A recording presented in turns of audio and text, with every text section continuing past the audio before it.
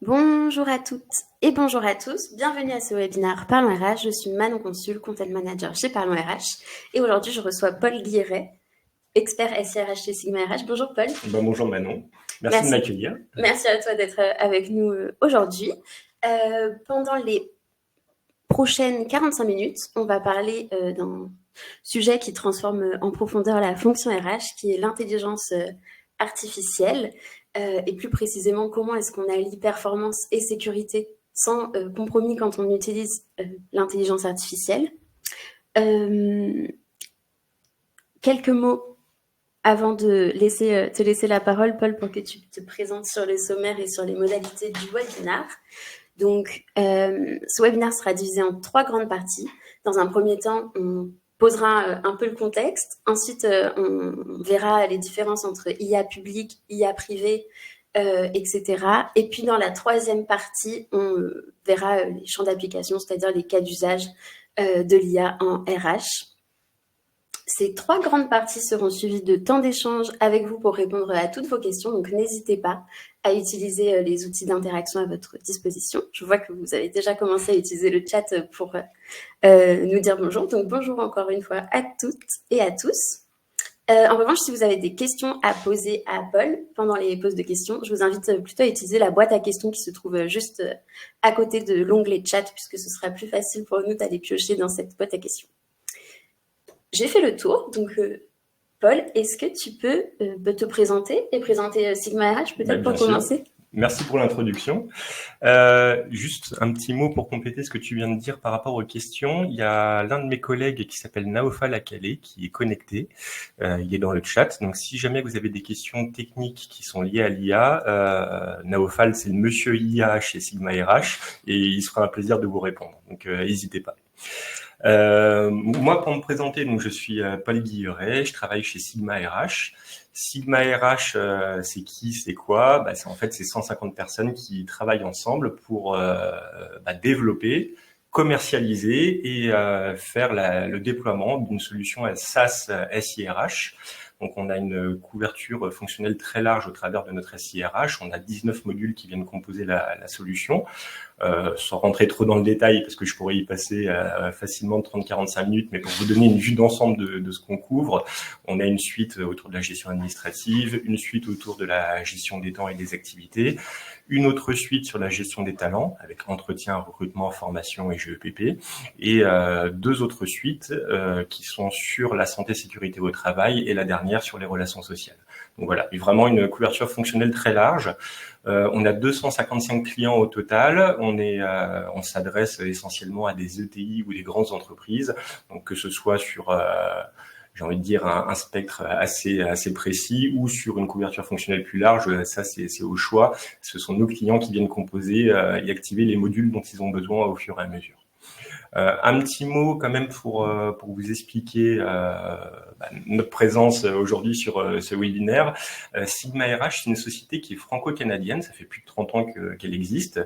Nous, en France, on a un bureau depuis 20 ans maintenant à Paris, donc moi je fais partie de ce bureau-là avec plusieurs de mes collègues.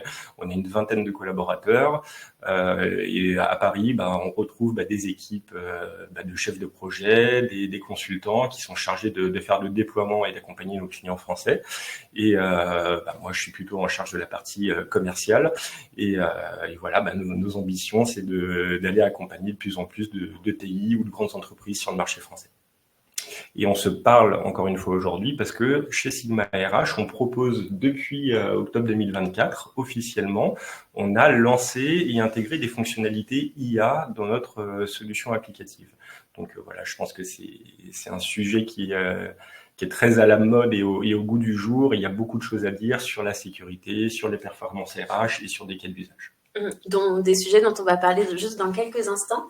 Pour compléter peut-être cette introduction, cette présentation, Paul, en parlant des clients, tu as parlé de la taille des entreprises.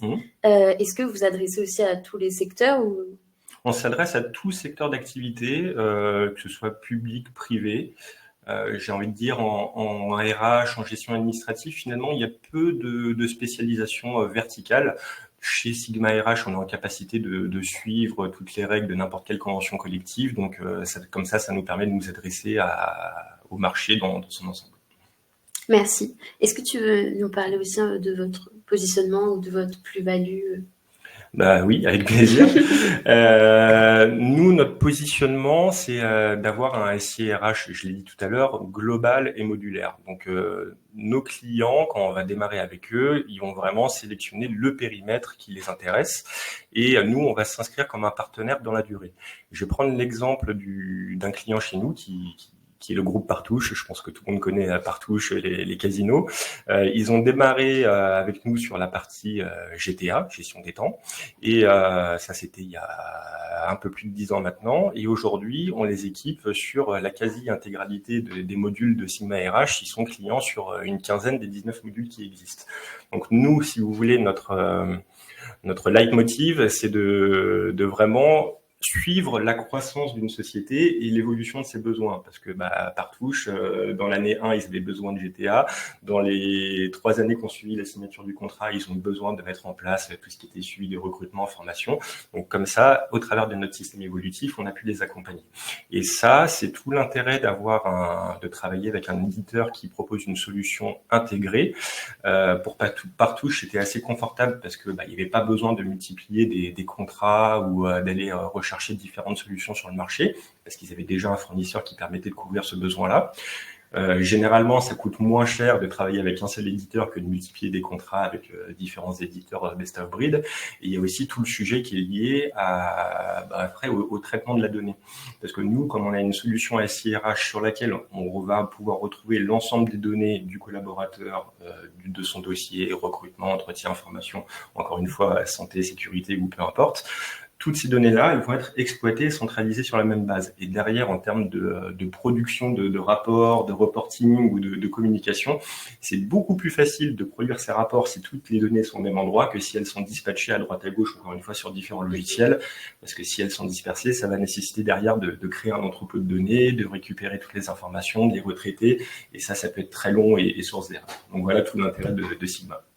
Merci beaucoup, Paul. Alors, pour faire la transition avec le sujet du jour, qui est l'intelligence artificielle et comment allier performance et sécurité sans compromis. Alors, on le sait, l'IA générative, enfin l'IA en tant que telle, et l'IA générative aussi, offre des nouvelles perspectives pour les ressources humaines, notamment en ce qui concerne l'optimisation de la productivité. Mais concrètement, Paul, est-ce que tu peux nous dire quels gains, selon toi, on peut vraiment espérer de l'IA? Les gains dont je vais parler, finalement, ça va retranscrire les cas clients qu'on a. On a plusieurs, je l'ai dit tout à l'heure, on commercialise les fonctionnalités IA depuis octobre 2024. On est fiers parce qu'on est précurseur parmi les éditeurs SIRH sur ce sujet. Aujourd'hui, il y a beaucoup de monde qui parle de l'IA, mais concrètement, dans le produit, finalement, on voit peu de choses. Nous, on a des éléments concrets là-dessus.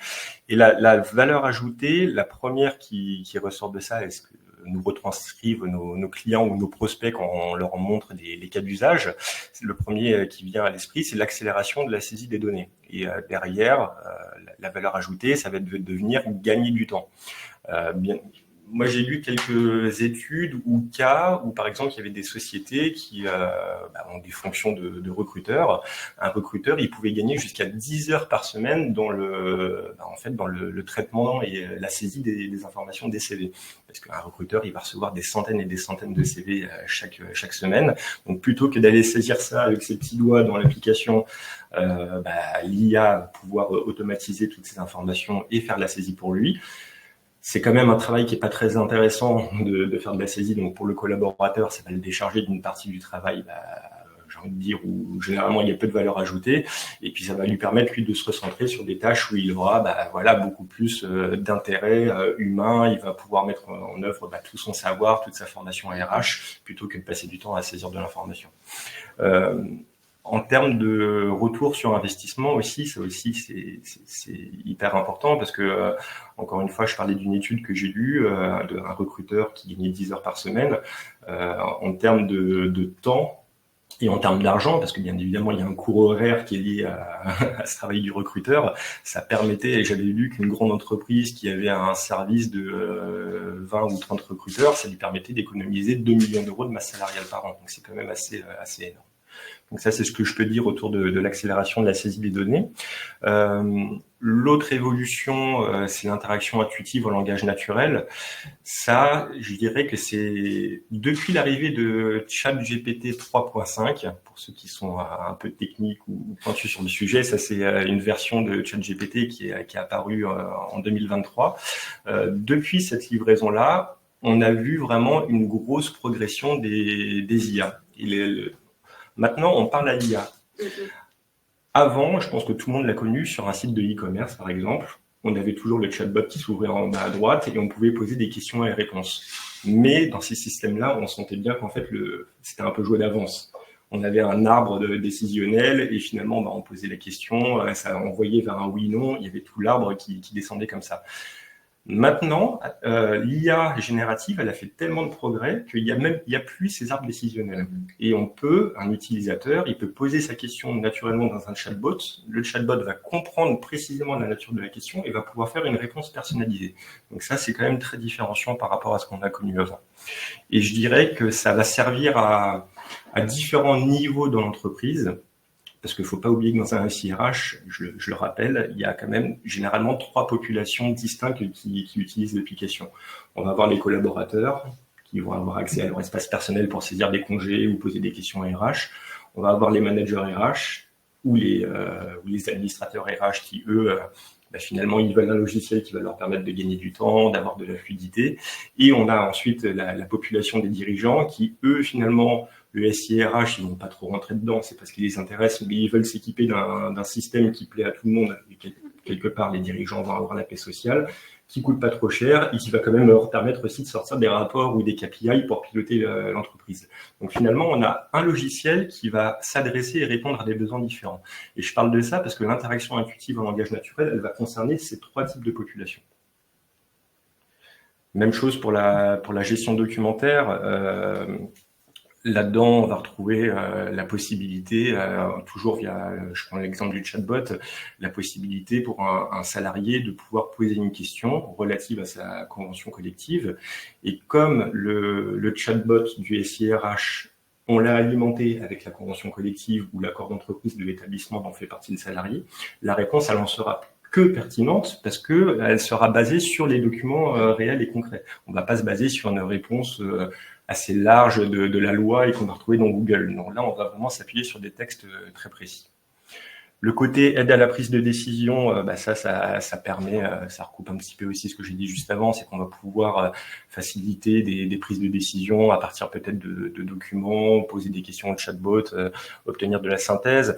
On va aussi peut-être pouvoir facilement trier puis des CV ou des profils.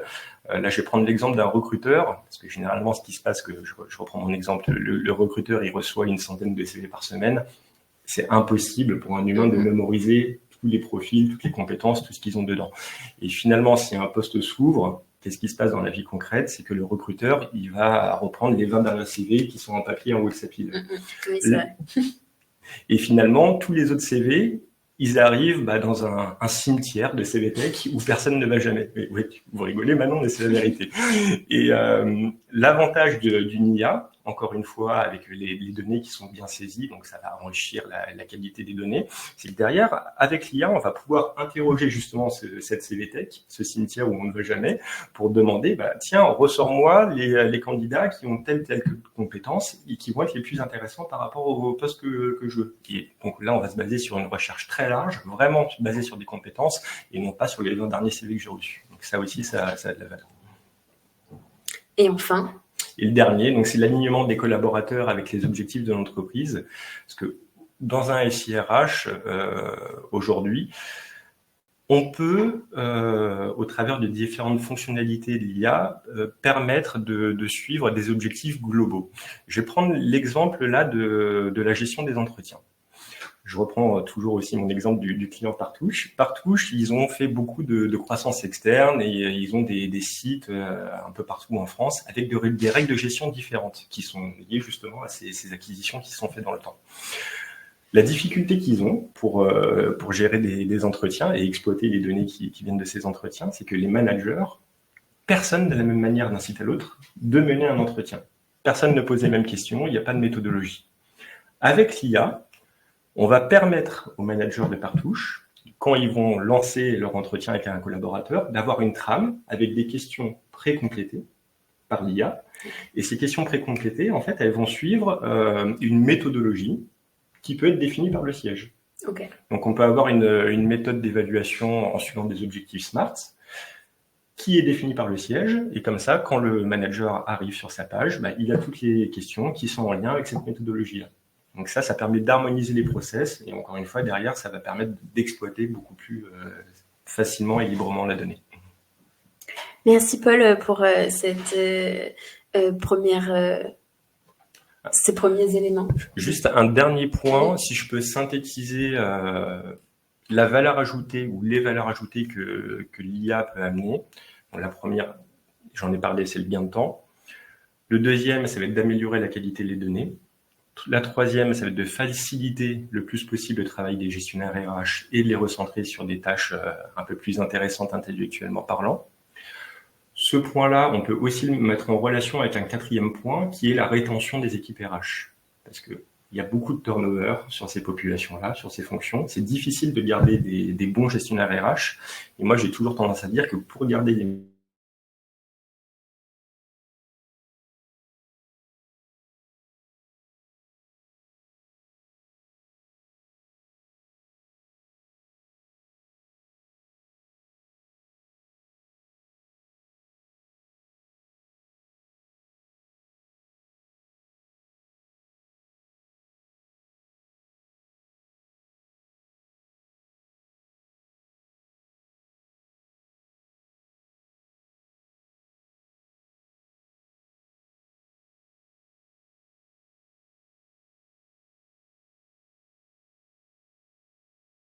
Parce que du coup, je suis pas connectée. C'est bon. Alors, désolée. Je pense que vous nous avez perdu pendant quelques instants. On a eu un petit problème de connexion. Désolée pour ça. Normalement, c'est bon. Dites-nous dans le chat si vous nous revoyez, si tout est OK. C'est la preuve qu'on est bien en direct. Hein. Ouais, c'est les aléas du direct, malheureusement. Paul, avant que ça coupe, tu étais en train de faire le point sur lister les valeurs ajoutées de l'IA. Je ne sais pas à quel moment ça a coupé, mais à peu près, je pense qu'on était sur le sujet de la rétention des équipes. En fait, mon point, c'était de dire que pour garder les meilleurs profils dans les fonctions RH, il faut les équiper d'outils qui leur permettent de traiter le plus facilement possible les tâches les plus ennuyeuses, les plus réverbatives et les plus chronophages. Donc ça, l'IA peut répondre à un certain nombre de besoins aujourd'hui. Et ça va donner envie ou permettre aux meilleurs profils de rester chez vous parce qu'ils vont intellectuellement se plaire et pouvoir consacrer la plus grande majeure partie de leur temps sur des sujets quand même à haute valeur ajoutée. Donc ça, c'est pas un point de détail parce que ça joue énormément dans le turnover. Autre valeur ajoutée de l'IA, il y a le sujet de l'adhésion, parce que un logiciel SIRH performant, avec une IA intégrée, si tout fonctionne bien, généralement, toutes les populations que j'ai citées tout à l'heure vont facilement se projeter dans l'utilisation du logiciel et de plus en plus de monde va l'utiliser. Et finalement, c'est ce qu'on veut. Et ça va permettre aussi d'harmoniser les process RH, mais ça, j'en ai un petit peu parlé tout à l'heure en reprenant l'exemple des objectifs SMART qui pouvaient être pré-complétés. Merci beaucoup, Paul. Alors, on peut faire une première pause assez rapide pour répondre aux questions avant d'enchaîner sur la suite. Pour l'instant, on a une première question, puisque tu parlais d'une étude tout à l'heure. Est-ce que tu peux nous dire quelle est cette étude ? Alors, je ne l'ai plus sous les yeux, mais je pourrais sans aucun problème la retrouver. Je prends la question. Je pense qu'on aura vos coordonnées de toute façon. Edith Marie à l'issue de ce webinaire, donc on reviendra vers vous avec l'origine et la source. Merci beaucoup. Et une autre question de Stéphane Carré, l'IA ne va-t-elle pas diminuer les effectifs RH ? Alors ça, c'est une très grande question que tout le monde se pose. Moi, à mon avis, ça n'engage que moi, c'est que ça ne va pas diminuer les effectifs, mais que ça va transformer le travail. Parce qu'on j'ai envie de dire, la chance qu'on peut avoir les fonctions RH, et ça se pense dans le nom de la fonction, ressources humaines, c'est qu'il y a de l'humain. Et par définition, Dès qu'il y a de l'humain, on ne va pas pouvoir tout remplacer du jour au lendemain par des robots. Donc, il y aura toujours ce besoin de relations sociales, terrain, et jusqu'à preuve du contraire, les IA actuelles ne sont pas suffisamment performantes pour pouvoir analyser clairement des émotions ou pouvoir faire du prédictif très fin. Donc ça, il y a que l'humain qui sait le faire aujourd'hui. Donc moi, mon avis, c'est que oui, il y a certainement des travaux ou des tâches de RH qui vont être remplacées, mais finalement, dans la fonction, ce travail va être substitué par d'autres tâches, ce que je disais tout à l'heure, qui vont peut-être avoir beaucoup plus de valeur ajoutée. Ouais, c'est ça. Donc je pense, mon avis, c'est qu'il n'y aura pas forcément de diminution des effectifs, mais on une va travailler autrement. Merci beaucoup. Et puis, une question plus sur Sigma RH cette fois, de Anne-Laurence. Est-ce que vous avez aussi des clients en Suisse? Oui, je ne l'ai pas mentionné, mais oui, on a des clients en Suisse. On a l'aéroport de Genève qui est client à Sigma RH. Il y en a certainement d'autres, je ne connais pas le parc client par cœur. Mais oui, on est franco-canadien, donc l'essentiel de notre parc client, il est en France et au Canada, mais on a aussi des clients dans d'autres pays, et la Suisse y compris. Merci beaucoup. Merci à tous pour vos questions. On a une autre question. Et puis après, on passera à la deuxième partie. C'est une question de Aurore qui te demande, Paul, sur le plan éthique, que penser de l'implication d'une machine dans le choix d'un collaborateur humain? De plus, le CV est très subjectif. Il n'y figure pas que des faits. Beaucoup d'implicites et de non écrits, non verbal, non perçus par l'IA se jouent dans le choix d'un recrutement. Aurore, vous le savez pas, mais vous me spoilez un peu. Parce que c'est un sujet. On va en parler dans la deuxième partie. Mais ça sert d'introduction. C'est une bonne transition. Merci pour la question, du coup. C'était parfait. Alors, Paul, est-ce que tu peux nous expliquer un peu les principales différences qu'on trouve entre une IA publique et une IA privée qui va être intégrée directement dans un SIRH? Ouais.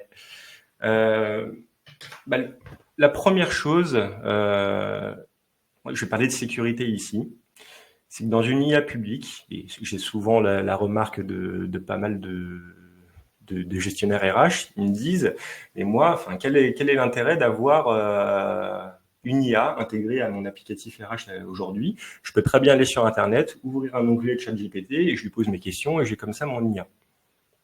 Oui, en soi, très bien. Mais moi, je vois quand même des risques de cette utilisation-là de ChatGPT sur un onglet distinct. Le premier, c'est en termes de sécurité. Que ce soit ChatGPT ou un autre fournisseur d'IA, où vont les données aujourd'hui? Ça, parce que c'est un mystère. C'est un mystère, c'est très flou, c'est compliqué. Moi, donner des informations confidentielles, parce qu'en RH, vous pouvez avoir accès à des données de salaire ou des informations vraiment très sensibles. Communiquer ça à une IA publique, moi, je serais DSI, j'apprends quelqu'un dans mon équipe faire ça, et je m'arrache les cheveux. Ça fait très peur. Donc, tout l'intérêt d'avoir une IA intégrée à un SIRH, c'est qu'on va venir cadrer déjà le périmètre et on va sécuriser les données qu'on vient communiquer.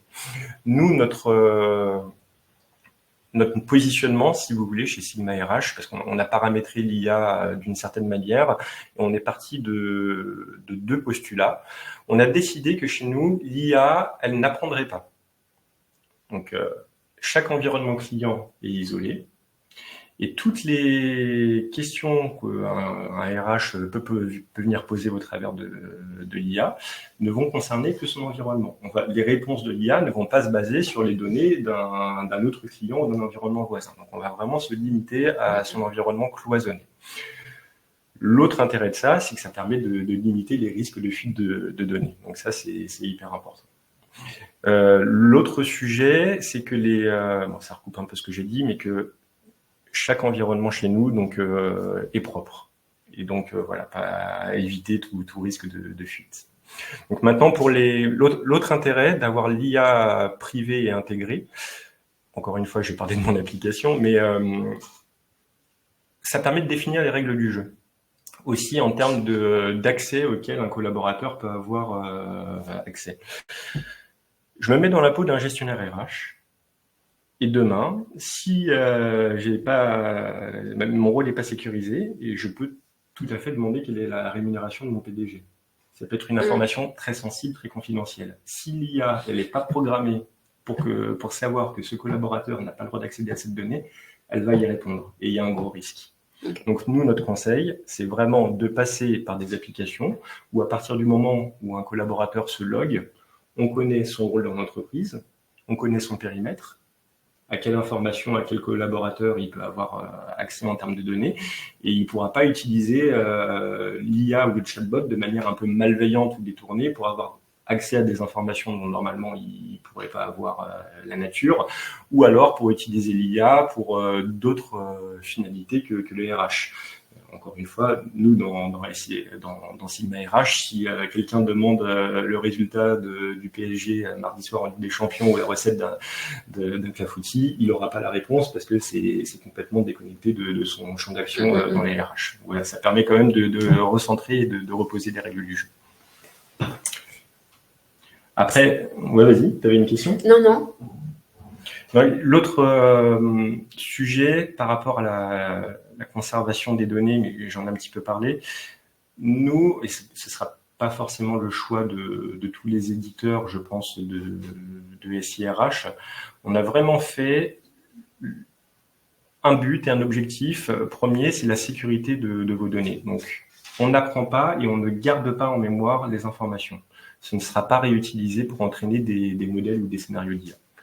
Donc ça, je pense que c'est une question, mais on va en parler encore une fois un petit peu après, qui est primordiale et que à chaque fois que vous avez un projet RH, il faudra systématiquement poser à votre éditeur. Donc maintenant, si je fais un petit résumé de la valeur ajoutée d'avoir une IA intégrée à un SIRH et donc une IA privée, le premier intérêt, c'est la sécurité. Le deuxième, c'est de pouvoir identifier qui est l'utilisateur, quelle question ou quelles données il peut avoir accès.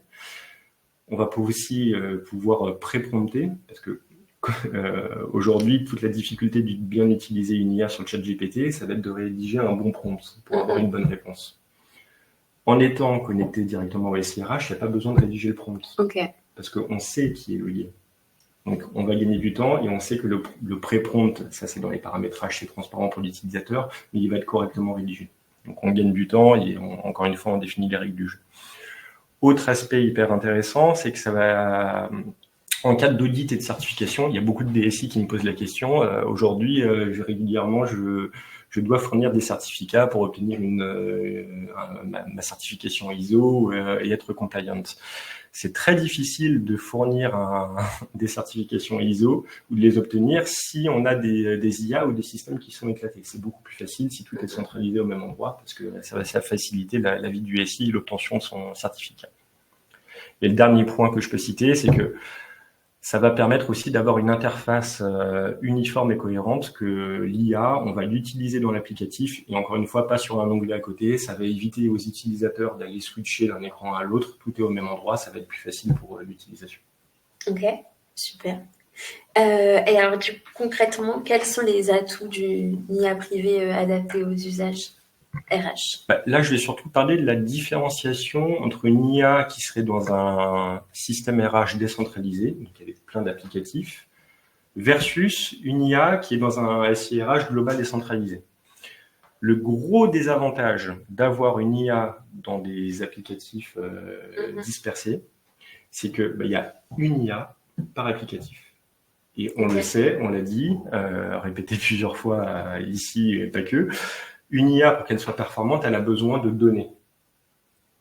Et si finalement, je vais prendre l'exemple d'un logiciel de gestion des entretiens, une IA qui serait adossée à un best-of-breed de logiciel de gestion des entretiens, pour préparer l'entretien, bon courage, parce que finalement, elle va pas savoir ce qui s'est passé dans la vie du collaborateur dans son année passée. Je vais prendre l'exemple de l'entretien annuel. Généralement, pour préparer l'entretien annuel, le manager, il regarde la liste des événements. Qu'est-ce qui s'est passé cette année? Voilà, mon collaborateur, peut-être qu'il est passé papa, il a eu quelques mois d'absence, il est survenu telle ou telle information. Donc, dans le SIRH global, on a cette vue d'ensemble de 360 du collaborateur. On sait tout ce qui s'est passé. L'IA va pouvoir récupérer ces informations, faire une petite synthèse au manager et préparer les questions les plus pertinentes en relation avec ce qui s'est passé. Si on n'a pas ces données-là, je me demande bien ce qu'elle va pouvoir préparer l'IA sur un système de gestion des entretiens. Ça va être très, très, très sommaire. C'est vrai que le temps passe et je suis assez bavard. Je voudrais pas te presser sur tout. Tu fais bien. Faut quand même qu'on reste dans le timing. Oui.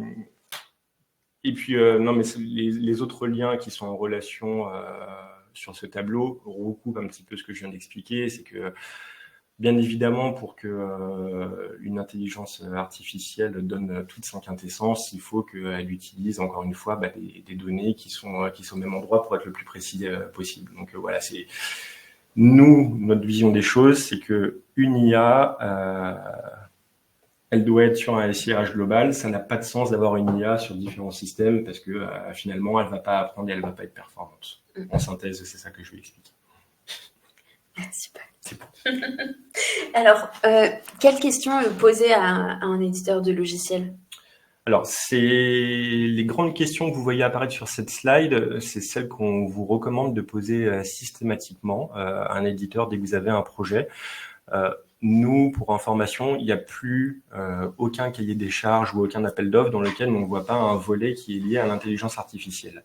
En revanche, dans ces appels d'offres ou ces cahiers des charges, on ne retrouve pas toujours de liste de questions précises. Et pour nous, c'est quand même essentiel, et si ça peut vous aider d'avoir un petit peu plus de matière ou sur les sujets sensibles, la première question à poser, c'est de savoir qu'est-ce que mon éditeur fait des données.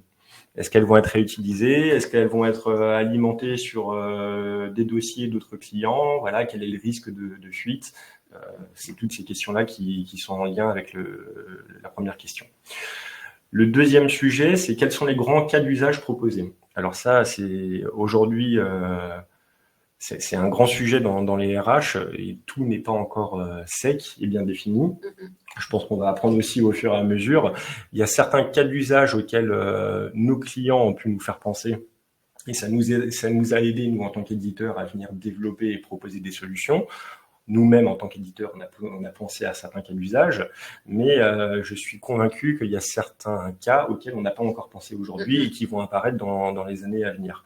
Donc, je ne vais pas m'épancher plus qu'ici sur le sujet, sur les différents cas d'usage qui sont disponibles aujourd'hui dans Sigma RH parce qu'on en parle un petit peu après. Donc encore une fois, je ne voudrais pas faire de spoil, mais c'est une question qui est essentielle à poser à un éditeur. Qu'est-ce qu'il est capable de faire aujourd'hui avec de l'IA? La réponse ne va pas être la même d'un éditeur à l'autre. Et troisième question, est-ce qu'il est possible d'importer dans l'IA des documents spécifiques au contexte de l'entreprise? Ça aussi, c'est hyper important, notamment en ce qui concerne les questions que peuvent avoir des salariés. Parce que un salarié qui va interagir avec un chatbot, qui va poser une question toute simple, voilà, quel est le compte order que je pourrais utiliser pour prendre des congés? C'est quoi le plus intéressant? Combien de jours de congés je devrais prendre dans une année? C'est souvent lié au congé des questions des salariés. Si la réponse des RH ou d'un chatbot, elle n'est pas basée sur des accords d'entreprise ou des conventions collectives, la réponse n'aura pas beaucoup de sens. Parce qu'il y a toujours, en France, on est un peu des champions de rajouter des couches et des règles par-dessus. Donc, il faut que la réponse qui sera donnée au collaborateur soit basée sur l'accord d'entreprise ou la convention collective.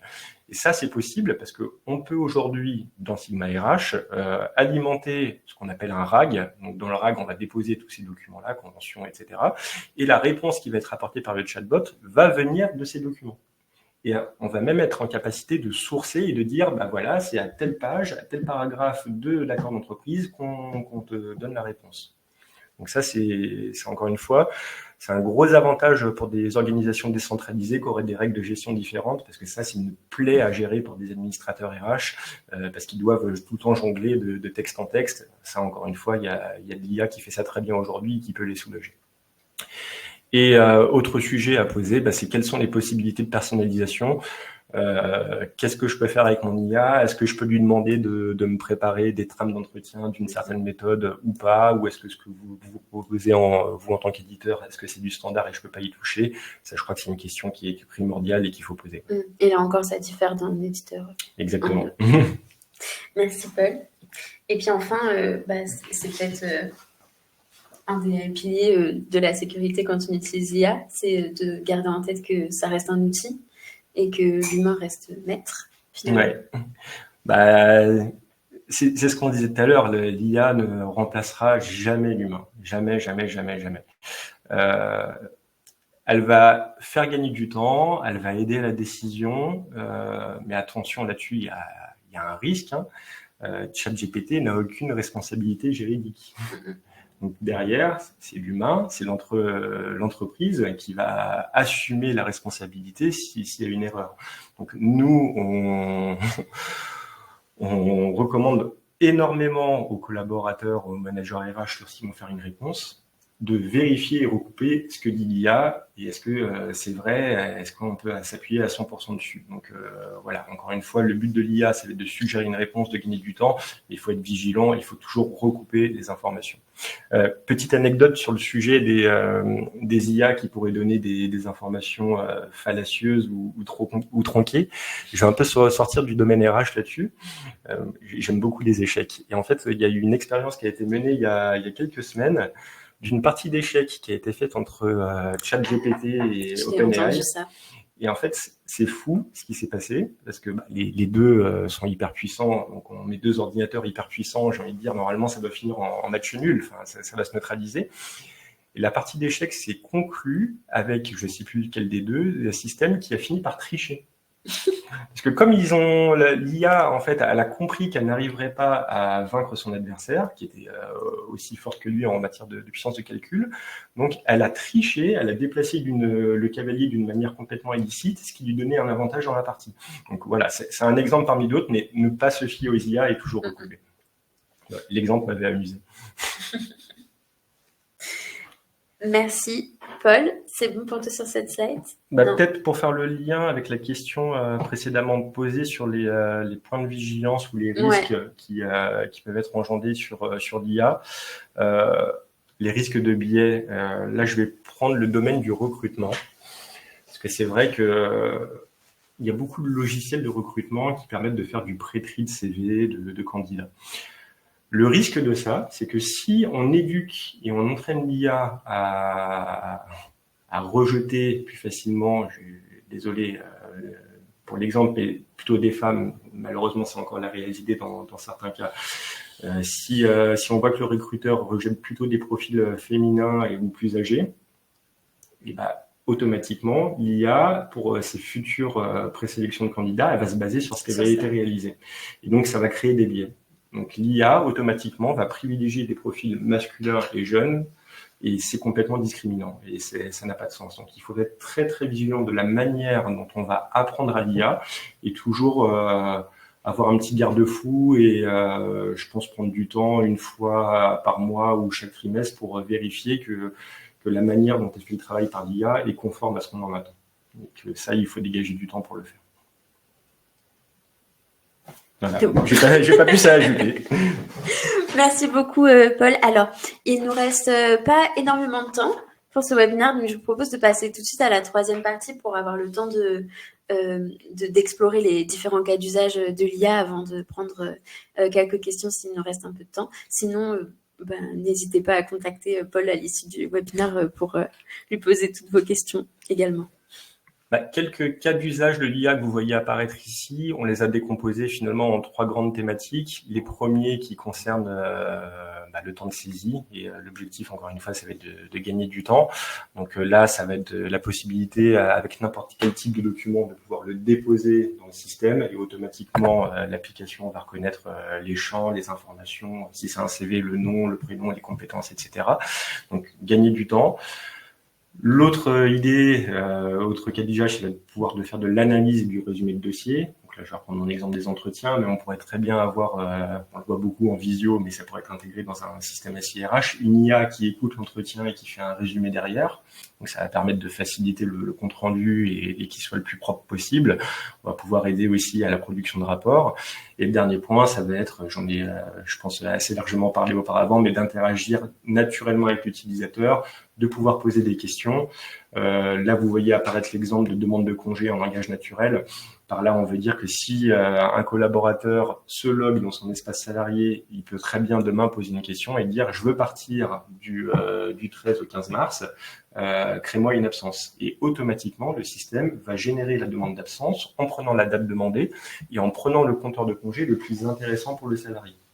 Donc, on va pouvoir faciliter comme ça tout un tas de de travail pour les différents types de populations que j'ai cités tout à l'heure, que ce soit les collaborateurs, les gestionnaires RH ou les dirigeants de la société.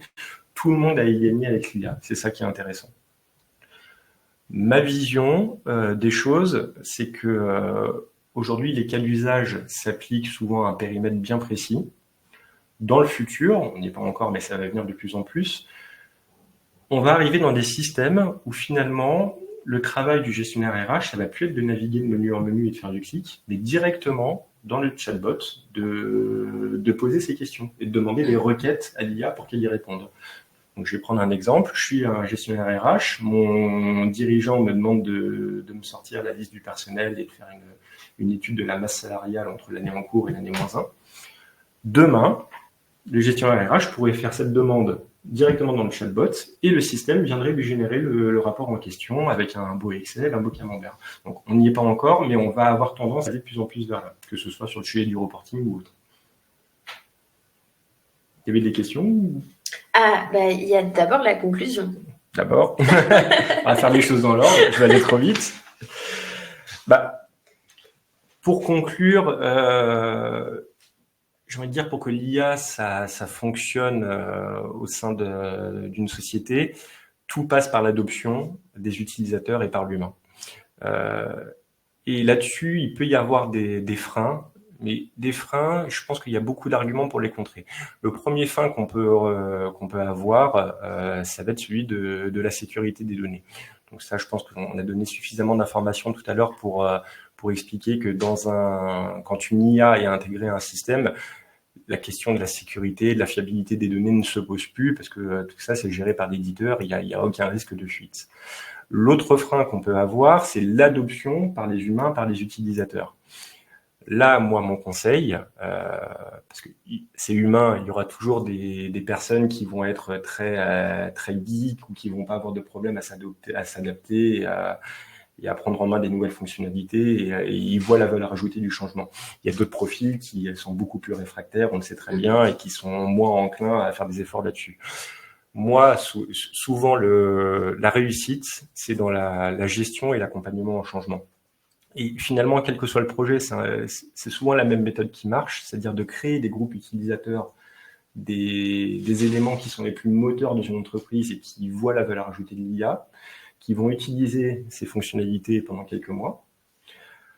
En utilisant l'IA, ils vont se rendre compte de tout l'intérêt et de toute la valeur ajoutée que ça peut représenter. Ils vont pouvoir chiffrer ces éléments. Ils vont pouvoir établir aussi des process, une nouvelle manière de travailler grâce à l'IA. Et une fois que tous ces éléments sont couchés par écrit, le présenter à l'ensemble de la population RH et aux profils les plus réfractaires pour leur expliquer peut-être que toi, ça ne te plaît pas aujourd'hui, que tu as un petit peu peur de l'utiliser et que tu crains que ton poste soit remplacé, mais non, détrompe-toi, nous on l'utilise comme ça aujourd'hui, de telle manière, et regarde tout le temps que ça nous fait gagner. Et comme ça, on obtient plus facilement l'adhésion des gens. Donc, ce que je dis, c'est assez générique, ça s'adapte finalement à n'importe quel type de projet, et l'IA, j'ai envie de dire, c'est une évolution technologique de plus, comme a pu l'être l'Internet par le passé.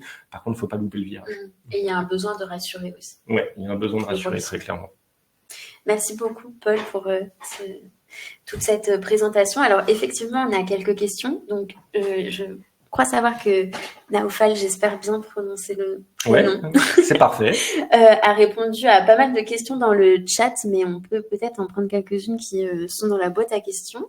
Donc, on a une question. Quid de la démo pour la saisie assistée automatisée par l'IA que tu as cité, Paul, en début d'intervention? Ça, il y a deux manières d'assister à une démo. J'ai envie de dire, la première, c'est tout simplement d'aller sur notre site internet, de remplir un formulaire de demande de démo et vous aurez un gentil commercial qui va vous recontacter pour vous présenter ça avec les différents cas d'usage, en concret, en live. Sinon, pour ceux qui ont peut-être la chance de venir au salon ressources humaines mercredi et jeudi prochain à Paris, porte de Versailles, au Parc des Expos, nous, on sera exposants, on a un stand et donc avec plaisir pour vous accueillir sur le stand et vous faire une démonstration concrète de tous les cas d'usage dont on a parlé ici.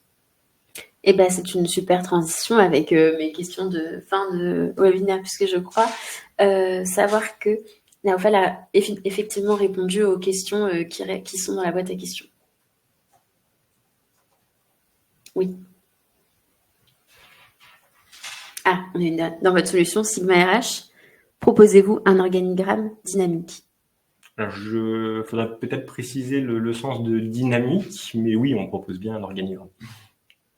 Mais si vous pouvez préciser le sens du mot dynamique, ça m'aiderait peut-être à apporter une réponse précise.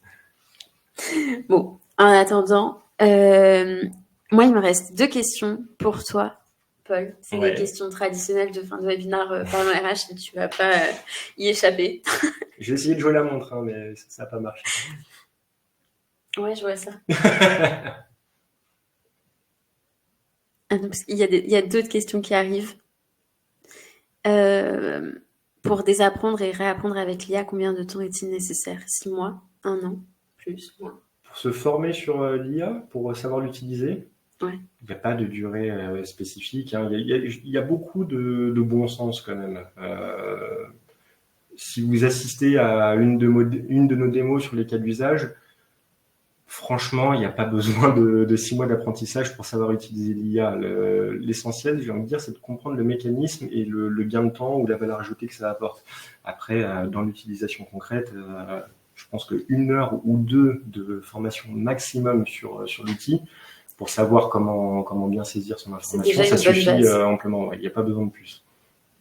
Merci beaucoup. Merci à tous pour vos questions.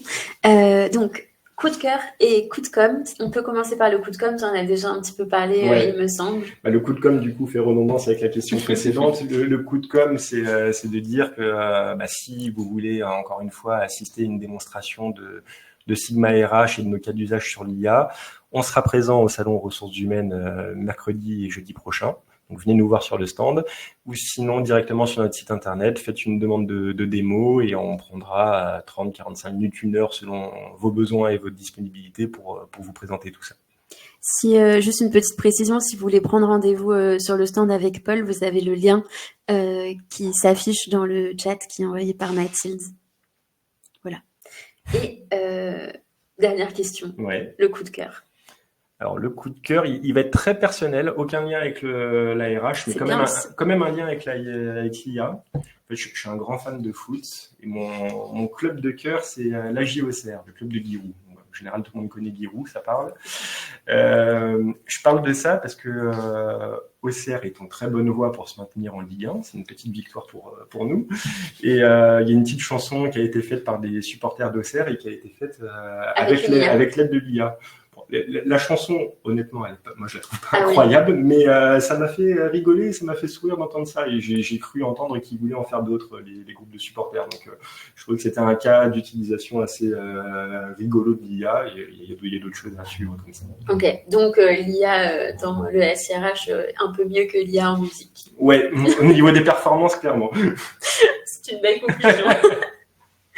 Merci beaucoup, Paul, d'avoir été présent avec nous aujourd'hui. Merci à tous et à toutes aussi pour votre présence, votre participation, toutes vos questions. C'est toujours un plaisir. Et puis, je vous dis à très bientôt pour un nouveau webinaire. Bonne journée, merci.